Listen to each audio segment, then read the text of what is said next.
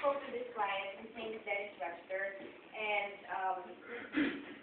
he's actually the new safety and environmental manager for all 10 locations in the U.S. Parex USA is a part of Parex Group. It's a French company, and they have 27 employees, or 27,000 employees worldwide, 45 locations in 18 countries, and 10 locations in the U.S. And luckily for me, I spoke to the person who is in charge for all 10 locations, who is Dennis Webster. So there you go. The corporate location is in Anaheim, California. And I'm going to show you some scenarios of other plants and their location in the U.S. So you would know what are they exposed to, what hazards are they facing. They're actually into manufacturing chemicals for construction, so like grout for tiles and mortars, which used to bind, construction blocks. So most of them are really exposed into hazardous chemicals, dust particles. So from the conversation I had with Dennis Webster, they just had 5 incidents, well, major accidents actually, last 2010, from January to December.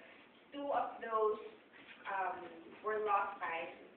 So, and one actually almost got blind because that person was entered a restricted area, and that was actually their location for, I think, manufacturing that mortar thing. And that person is not wearing his safety glasses on. So when a dust particle came into his eyes, he almost got blind. So that's one of the incidents that they had. So they're actually currently using ETS, which is Experience Testing Service. That is a risk assessment and research company, which is also providing a behavior-based safety program for them. Apparently, here are his things. They have high incidence rates and injury rates, lost time and wages. Like I've mentioned, one almost got blind. ETS is core program. That's the current training program that they've been using. It's actually expensive. Apparently, they're not getting the result that they want to. So, not lessening the rate of near misses, incidents, and accidents. So, that ETS is provided by a consultant, and that consultant is traveling to different locations in the U.S. So, it's costing them a lot of money to pay for that consultant. They have so many locations, it makes it hard for them to know where they need to focus on in terms of safety. The opportunity that I uncovered for this account, for Anaheim location alone in California, they have 300 employees, so that's a lot. Needed more structured behavior-based system to eliminate injuries. He's already familiar with behavior-based safety because they are currently using one. Point of contact with Dennis Webster is the overall in charge for all 10 locations in the U.S. And timeline for rolling out a BES program would be 3rd quarter, 4th quarter of this year. The best thing that I uncovered for this account is that they had the best year in operations and in sales for 2010, so it means they have a lot of money to exhaust when it comes to training. But apparently safety naive, so because of that high incident rate. Okay, what I did when I talked to the client, I actually used the value-centric selling technique that we had in the course. I actually partnered, or say, partnered the benefits that they're getting from ETS, and what would the benefits, or what are the benefits that they'll be getting from top. So, according to him, ETS is providing them a risk management and behavior-based safety. However, it's not lessening the risk and the incidents that they have. So, here are the takeaway points from that conversation. I mentioned to him that the STOP program provides hazard and incident assessment and awareness. ETS is the leader in developing performance assessments, expert in global assessment and researchers. Now, on the STOP program, whatever their nature of the business is, we can customize it for them. Maybe agricultural or oil and gas. We do have that for behavior based. So it provides enhanced observation, communication skills, and analytical skills. ETS only provides training in organizational skills and safety scoring. Now, for safety scoring, they do have that, like a tracker for incidents and accidents that's been happening within the organization. However, that score program does not provide them corrective actions or historical data. But on the STOP program, we provide that on our Data Pro system. A Data Pro is actually a system, an online management system wherein we put on all observation, the observations that they did for, say, an audit.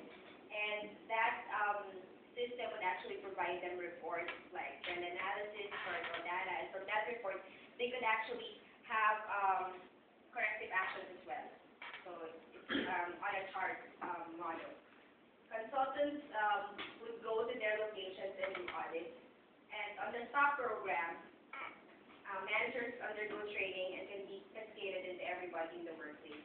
We do have this, what we call implementation assistance workshop, where they could actually send, say, 5 to 10 managers, and that managers would be the ones who will be cascading the STOP program to everyone in the workplace.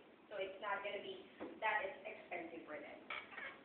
So let's go to, I actually uncovered all of this in just one call. So it is possible in just one call. Key players, I uncovered the decision maker for all 10 locations is Dennis Webster, and then there's one working for him under him who is a safety coordinator, who is Philip. Philip is actually the one who's traveling for Parex. He's actually auditing different locations when it comes to safety. And another one who's above him, who is the director for operations. So he's the safety manager for Parex USA. Business goals. According to Dennis Webster, it doesn't matter how high the price of the program is, but as long as it would lessen all the incidents and accidents that's been happening within the organization, he would go for that solution. Budget process. There's a safety committee who's deciding for everything, and that includes the director for operations for the entire U.S. location, and the other one who is Philip, who's from France. He's actually sent by the corporate location to audit all the facilities. Timeline, like I've mentioned, is third quarter, fourth quarter for 2011.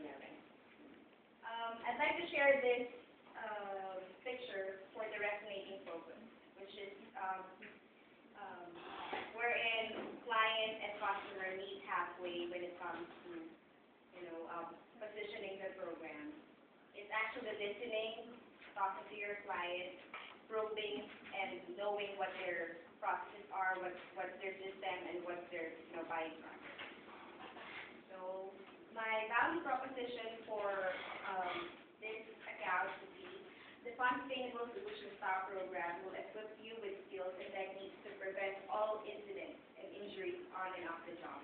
This solution will help you decrease costs and related to lost time, travel expenses, and wages. You will also be able to create a network within the entire company where everyone can promote and share safety initiatives. Now, I'd like to share that one, the last part, that they will be able to create a network within the entire company. Because in the STOP Data Pro, every location can access that one because it's online. So, but they would actually see reports real time. So they would know where they at in terms of safety, and they could analyze where they are. That's it. Thank you. Any questions? None? Okay, questions. You said a while ago that you were able to get everything in just one call. Is that just the first call? Yes, with your customers? Really? Just one. The first call, and then you got everything. December, it was last December 17th. And we'll have a meeting with the board members on the third week of January. When are you expecting to close the deal with Sarah, Liz? Huh? When are you expecting to close the deal with Sarah? After that deal, because he's getting all the reports coming from Philip, who's actually getting safety audits for their different locations in the U.S. Once he gets that report, we'll have that meeting with the board members. So it's too early to say if you already have a proposal.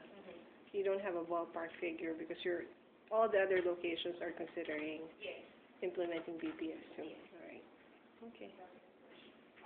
Specifically interested in saying that with the other calls that you're making, that in just one call, you get all information that we need from the Well, customer. as much as possible, because we are not the ones making the deal rate. So we're not the ones negotiating, or we're not the ones making the proposal. As much as possible, in just one call, we get all the information. And we have a way with safety managers because the level of conversation we have with safety managers or decision makers when you talk about BBS, they're more receptive and they're more open to reveal to you what their situation is, what their hazards are, and surprisingly, they are capable of providing you all these information in just one call, which is very different when you're trying to position traditional or e-learning. There are a lot of variables. But when you are targeting the person or the decision makers, what's affecting their company, and you get them, really, really telling you what's going on, I think that's also one strategy. And Liz has a way. She has a whip. She brings out her whip and she whips her customer real bad. Do you also, when you just get some information, not all of it, that would be enough to forward it to the next step, so then you do call back as well with the accountant afterwards? There are some cases that need like 2 or more calls for follow-up before I around it. But that's actually a good strategy for everybody in the floor, where if you're really genuinely interested in what's affecting them, and you're not even telling them anything before your position, I think that's really how you get to start establishing a relationship. If you're willing to share, if you're coming out as somebody confident and, and sincere. Okay. Thank you, Liz. Yeah.